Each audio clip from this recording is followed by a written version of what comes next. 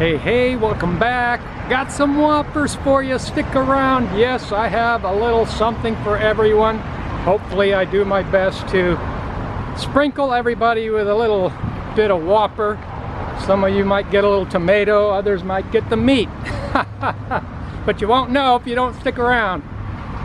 And if there's a whopper that's not to your taste buds, just stick around. The next one might be exactly what you ordered. And yes, we're here in tropical land, and we're back to the walking videos. I'm going to get to these whoppers in a second. One of them is there's a battle going on for food security between Mexico and USA. You'll want to hear this, but before we get to it, we used to do our walking videos in Cuenca, Ecuador. We've done a lot of walking videos. We have over 1,000 videos on Ecuador. We spent 8 years in Ecuador. We even did walking videos in Europe, in Bulgaria, some in Italy.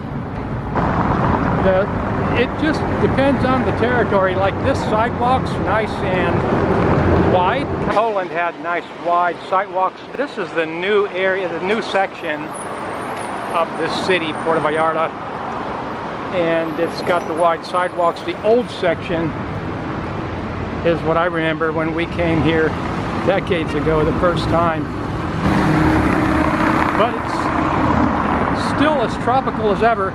This highway here reminds me of Panama's Balboa Avenue. The only difference is that here the walkway is not actually on the beach.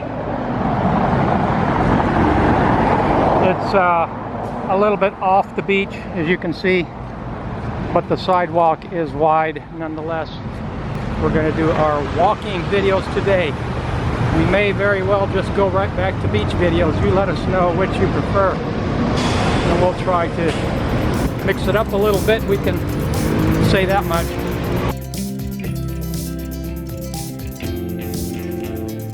But back to the food security. So I'm going to give you a little background on how things appeared to us when we first went abroad, when we went to Ecuador on this subject. A lot of people, I know when we were in Ecuador, we were seeing a lot of people coming to Ecuador for the idea of food security. Remember, we saw some pretty wealthy people coming down and just throwing money around like crazy, buying up farms, and just going gung-ho. But a lot of times, you know, you got to dig deep. That's what we like to do on this channel, is dig deep. And so the idea of going abroad for food security was already a thing within the expatie community, and I'm sure it still is. Yeah. When we first got to Ecuador, we were really impressed and elated that their policy was non-GM, GM or GMO. They're starting to drop the O, have you noticed? Drop the O, and because they don't want people to think about the word organism. It just doesn't sound right. What? You mean I'm eating an organism? What is this? So they're starting to call GM now genetically modified, which is just the same thing. It's just word games. Basically, they were calling it organism because it's not what it was before. It's been adulterated. But in Ecuador, they started out being non-GM, non-GMO, and we were really excited about it. And then, it's just a funny thing. After we made a couple of videos about it and started writing about it on the blog, like a year later, it wasn't very much time later, all of a sudden, I don't know, new president or something, changed their policies, and they said that, you know, they got pressure from the business groups, and they were going to just go ahead and go with the GM stuff. The soy sauce is made in Ecuador, so it's not GM. GM soy. All soy sauce is GMO. Get out of here. This is the foreign brand. This is not actually Ecuador. We talked to the managers at Coral, and they said they do not buy GM soy beans. And if that's made in Ecuador, then it's GM free. Yeah. All the labels have to say that they contain GMO, and this one doesn't. Wait a minute. Oh my gosh. Oh my gosh, Angela! goodness. Oh, I did not know this. Told you soy sauce is Well, GMO. listen, I just recently started doing the research on GMO, and I read that in Ecuador it has to say, and look at this, it says it contains transgenicos. That's GMO. So we're gonna get all transgenico-fied.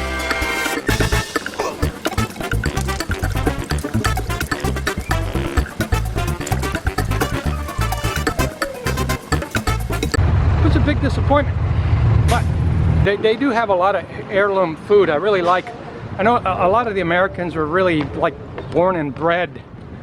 Just to give you paint a picture, I use that word bred. They're bred into the yellow corn. Oh, gotta have sweet yellow corn. It's so sweet. Just to say that the heirloom Ecuadorian corn is not as sweet as the yellow corn, but it's good stuff, and it's really satisfying. It's not as sweet, but it's really satisfying, and it's starchier. And just wanted to give a little background. And so there's a squabble going on between the Mexican president and the Department of Agriculture. You know what, AMLO, the more I read about what this guy stands for and is doing, the more impressed I am. He really does want to do the right thing for the Mexicans. And so far, now I'm not saying, you know, I don't know, I'm not saying I know everything. I'm just saying what I am seeing is amazing. He cares about the people, and he wants them to have safe food.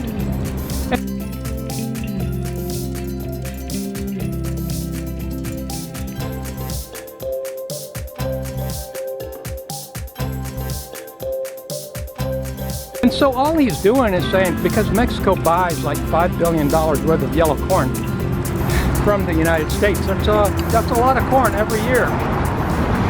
And all he wants to do is establish a little time frame where they can analyze whether the GM corn is actually bad for your health or not. And guess what the U.S. response is? Oh no, our corn's good for your health because we said so. Why, you're not following the science. What's wrong with you? We said that the corn is good for your health, and the science says, and we say that the science says that the corn is good for your health. How dare you challenge us? Hola, hola, hola. You know, and they said something, amigos. I didn't hear it. And so they said, what the Mexican agriculture lady person responded saying, what they're actually saying is that they're appearing to want to make their word, meaning their science, the word of God. They're trying to lay it down like it's God's law. We say it's good for you, and therefore God said it, that settles it. That's the way that the Mexican Agriculture Department responded, which was an amazing response. Brilliant, amazing response. You are not God. We're going to check your corn, and if it's bad for your health, bye-bye exports. What's interesting is that they got some outfit that's going to try to arbitrate this argument, which is really, to me, is always suspicious, because who are these people? You know, who said they're unbiased, you know? And then if they side with the USA, Mexico's going to have to pay, you know, penalties and tariffs and all this garbage, which makes no sense. But AMLO, the president, is committed to doing what's right by the people, and only encouraging, and he is encouraging, local farmers to grow local heirloom corn, and this is where the food security comes in, and to be self-sufficient in local corn, so that you're not dependent on foreign countries like USA to dictate, shove down your throat in a Marxist fashion and tell you, well, this is science, accept it or else. So, amazing situation. I think it's an amazing situation. What do you think? Tell me in the comments, what do you think about this scenario here where they're trying to, the Mexican agriculture is saying, well, you guys are trying to act like you're God. We're going to investigate this. And I suspect they already know that the GM corn isn't good for you. And by the way, the white corn here, the heirloom corn, is non-GM corn, and we eat a lot of those tortillas, and they're really good. So on to the next Whopper. What do you think about that first one, though? Tell me in the comments.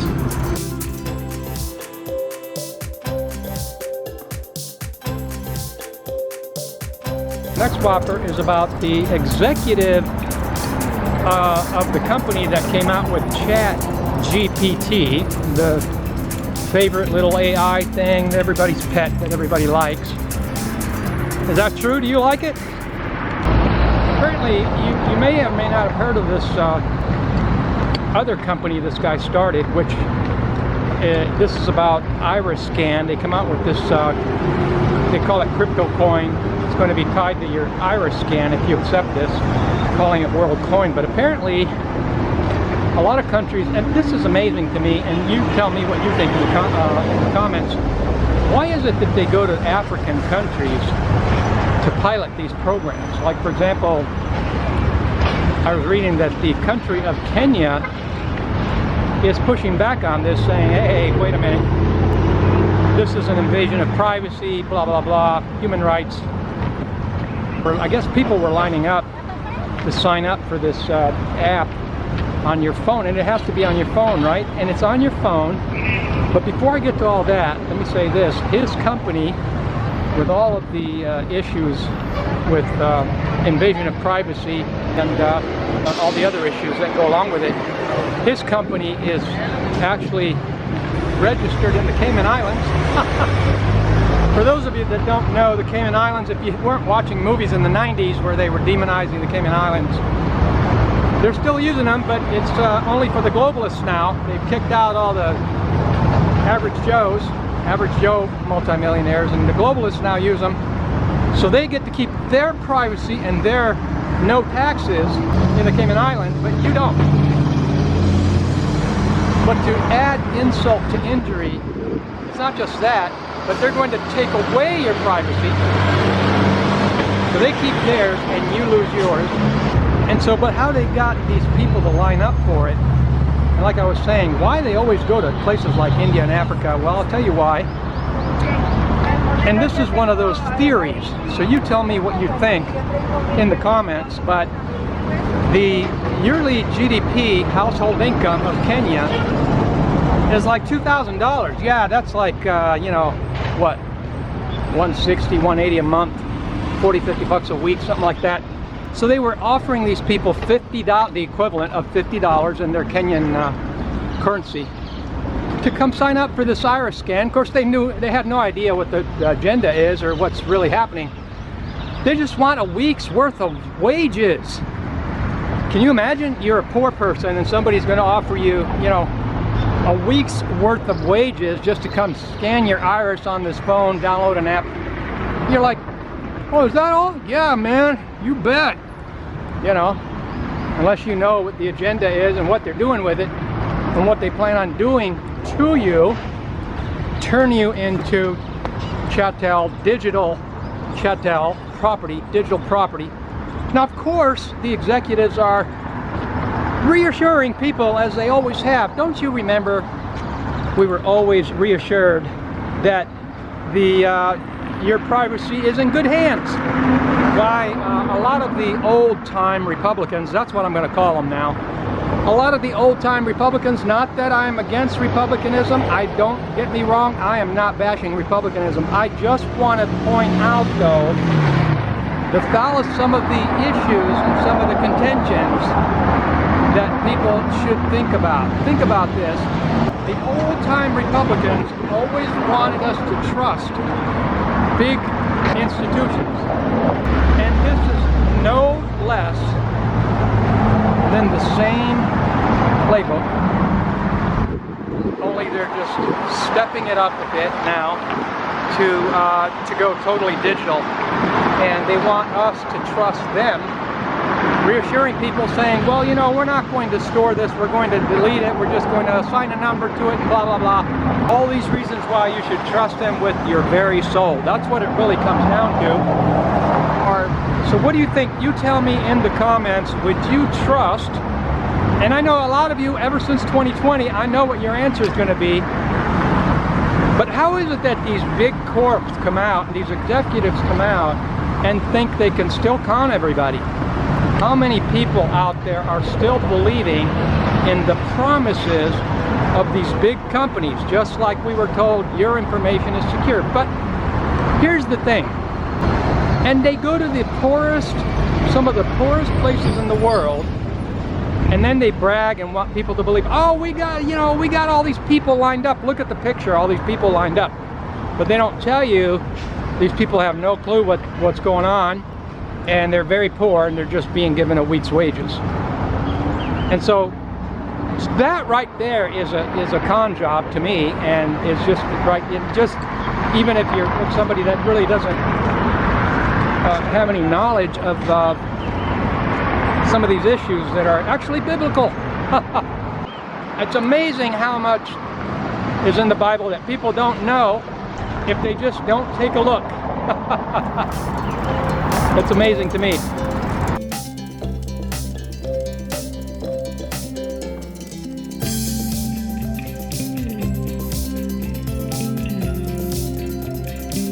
But, hey, I don't want to make the video too long, so let me know what you think of these Whoppers. I hope you found it to your liking. Thanks for coming to the video, and remember, people in our membership area, it's like having a consultation with me, for like a 5-hour consultation with me in the membership area. Think about coming into the membership area if you're thinking about going abroad. And with that, thanks for coming to the video, and have a wonderful day. Did we pass them all, hon? Okay.